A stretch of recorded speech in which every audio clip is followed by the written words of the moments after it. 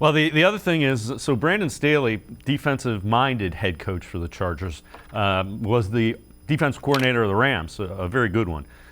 He said it is Nick Chubb, it is Kareem Hunt, but the Browns' ability to run much deeper than that.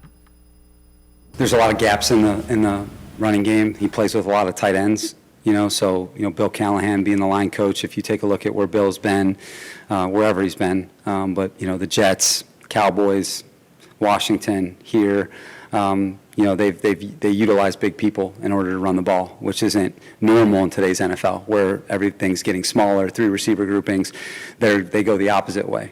So they're very proficient running the ball with bigger guys in the game, and they've got a lot of variety in terms of how they run the ball. And then they've got the backs. Not only is the scheme good, but then the backs that are hard to tackle. So you put that all together, and you've got a difficult running scheme to defend. On the Indian period, go ahead.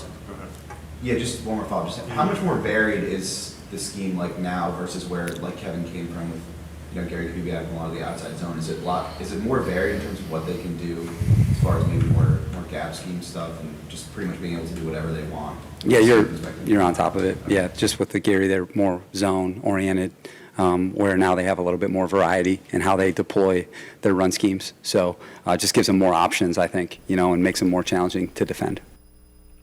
And again, it's very interesting to hear a guy that's defensive-minded talk about the Browns' running game. And he's right. I do like the fact that they are more varied in their blocking and their style.